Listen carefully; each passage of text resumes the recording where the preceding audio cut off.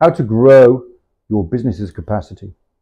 Now, your business has capacity restrictions, doesn't it? Actual physical ones, you know. Real people in a trade business, in a building business, real people go out there into the world, into houses or properties or businesses or onto building sites, and they do actual physical work. And there's only so much actual physical work a person can do in a day or a week or a year. So there's only so much work your business can do and can get through with the crew that you've got, the people that you've got. Of course, you can hire more people, and that's how your business is going to grow, right? You're only going to really grow significantly by growing your team and hiring more tradespeople to do more work, like I said, out there in the world. Now, I know that's difficult at the moment. I know that hiring people takes time, particularly if you do it properly, and I'm sure you haven't got people waiting there in the wings to join your business. Now, I will say it's not impossible to find and hire good people.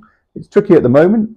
There's a bit of a shortage, but it's not impossible. I hear people telling me they're frustrated that they could grow, but they can't find the people to do the work. So look, we have systems to help you grow, to help you find the good people, and to help you decide which ones are good and attract them and all that. So you can do that, you can use your systems, but like I said, that takes a bit of time. So we also want to look for other ways to increase your business's capacity to do the work, kind of while you wait, right? While you're waiting to get these people on board, to hire them more people. You can use subcontractors. You can use other trades businesses who are a bit quieter than you. You can use your competitors, friends, and your, business associates in the same industry as you. If you're someone like a builder and you have multiple trades, think about how much of the work your team does and whether some of that could be offloaded, if you like, or subcontracted to another trade. There are ways to shuffle this stuff about. If you normally have lots in-house, you can ask your guys to work some overtime. I know lots of people don't want to work overtime, so this is very much a temporary way to increase capacity. You and your team can work some overtime and work some weekends and take on some extra work rather than turning it away while you're growing your team. So you have some ability, some levers you can pull. That's me pulling a lever, right? Some levers you can pull to increase your capacity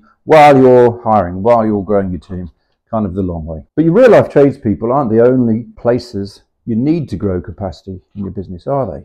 There are other constraints, and that's what we're talking about here, right? What's constraining you from growing at a great galloping pace? Now, you need to do more marketing, so there are more leads, don't you? Otherwise, you can't grow. There's no growing to come. And you need to do more sales to convert those leads, and someone needs to do that work as well. So there are capacity constraints outside people with tool belts doing the work, inside in the admin part of your business and the sales and marketing part of it. Now, you can hire or appoint marketing people, marketing employees or marketing agencies, but when you're a smaller business, probably the best person to do marketing and sales, or at least to drive marketing and sales, is you.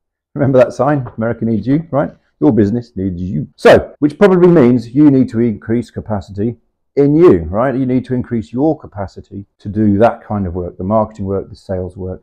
And if you're talking to me about business coaching, the work of building the systems and the structure into your business as well, that's necessary. But we'll focus on capacity. Increasing your capacity to do marketing and sales means taking other work away from you, right? Partly it means spending time off the tools and getting your head around that. That increases your capacity to do marketing and sales and manage your team and build all those systems. But also, I want to talk about taking admin work away from you, right? Lots of trades business owners that I talk to, that I work with, do a lot of the admin work themselves. You've done a lot of things yourself as you grow, and it's easy to continue doing that, right? It's easy to manage the money, to pay the bills, to be in control of the bank, to raise the invoices, and to think that you can't hand that stuff off. Of course you can, right? You absolutely can. You absolutely can have somebody else doing the money work, the financial work, and the admin work, and the compliance work. And you should, right? This is my pitch to you. A good way to increase your business's capacity is to offload the admin and the finance type work to somebody else and free up your time to spend on marketing and sales so you can grow. You can hire an admin person, someone to do the admin work and the finance work. You can get help from an accountant or a bookkeeper or an accounting firm or a bookkeeping firm. You can hire virtual assistants, qualified and intelligent people who live in countries like the Philippines where it's cheaper to live and wages are much lower. So you can save money, right? You can do it reasonably cheaply. And I think that's what I'm trying to get across, right? You all know that you can hire people to come and work in the office.